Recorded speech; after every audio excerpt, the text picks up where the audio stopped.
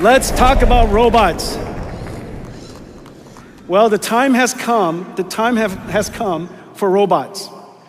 We know very clearly that the world has severe shortage of human laborers, human workers.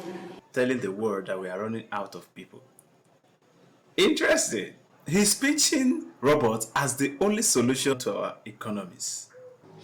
But when a guy selling 40,000 AI chips tells you humans are obsolete, you might like to check his receipts.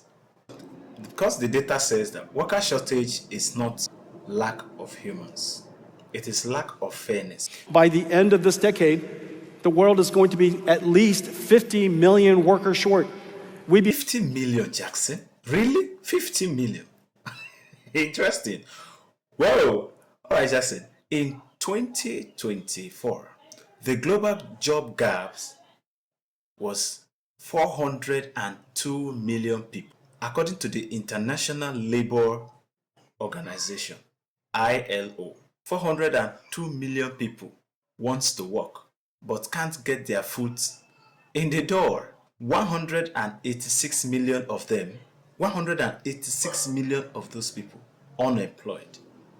137 million temporarily unavailable, and 79 million people, 79 million discouraged workers. Go and tell that to the 220 million job seeker in LinkedIn. We know very clearly that the world has severe shortage of human laborers, human workers. This is not shortage of people. The reality is a mismatch problem. Jobs and worker exist, just that they are not in the same place, not in the same sector, not in the same category of skills. The narrative of shortage is challenged by the high numbers of underemployed individuals and the specific surplus in certain sectors. That means it is not a global problem. The labor market has become polarized. While you might hear about shortages in healthcare, other massive sectors are actively sitting on a surplus of legacy talent due to the rate of growth of that sector. That is a policy and training failure, not a proof that humans are scarce. That the world has severe shortage of human laborers, human workers. By the end of that, the world has severe shortage of human laborers, human workers. By the end of human workers.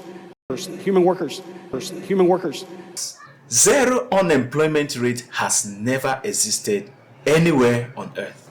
Not a single nation on earth has achieved zero unemployment rate. The contrast of unemployment between countries is extreme. For example, Qatar has 0.1% unemployment. Cambodia has 0.27% of unemployment. Niger has 0.4% unemployment. Thailand 0.7%. Chad has 0.9%. Even these countries have controversial stories from the workers themselves. Reports of underemployment, reports of extortions of workers. We have reports of scams. It is many of them. While countries like South Africa jobless rate stood at 32.9%. There's a profound shortage of political will to connect willing workers to available work.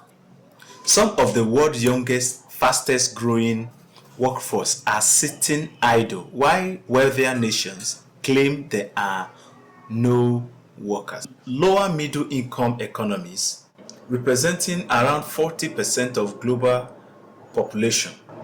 These are nations full of young, agile workers. 33.1% of South Africa's population is young. 34% of Swaziland is young. Yet politics actively blocks these human resources from flowing to where it is needed. Mainstream politics are adopting increasingly restrictive immigration policies, despite the economic need. In the United States, the contradiction is stark. The Economist credits the surge in immigration over 2020 to 2024, with helping US avoid both the worst inflation and a recession. Yet the current administration is reversing this, which tells global talent, you are not welcome here. Workers are being torn away by bureaucratic political gatekeeping, not because they don't exist. We'd be more than delighted to pay them each $50,000 to come to work. We're probably going to have to pay robots $50,000 a year to come to work. And so this is going to be a very, very large industry. This, for me, is the wildest fact. He said, work will pay robots $50,000 to work, which presents robots as the cheaper alternative without social friction. The real issue is profit versus pay. Employers won't share the gains. This is the demeaning argument of all. Employers claiming they can't find workers are often the same employer refusing to pay enough to attract them. Look at this.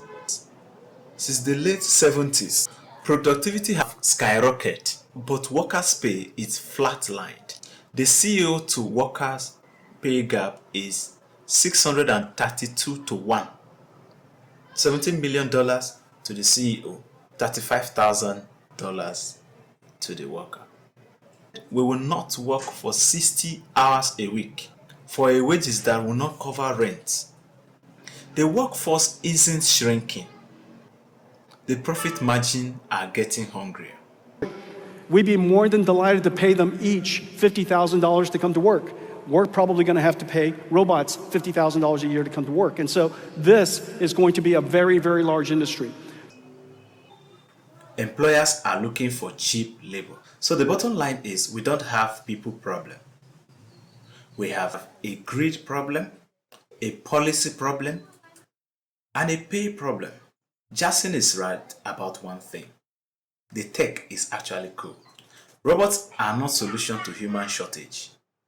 They are the workaround for employers who don't want to negotiate with human beings. We're probably going to have to pay robots $50,000 a year to come to work. And so this is going to be a very, very large industry. The human workforce is not in short supply. What is in short supply is fair wages, open borders for labor, and the political courage to stop using worker shortage as a cover for keeping wages low and immigration restrictive. What do you think? Drop your comments. All kinds of robotic systems. Your infrastructure will be robotic. Billions of cameras in warehouses and factories. 10, 20 million factories around the world. Every car is already a robot, as I mentioned earlier, and then now we're building general robots.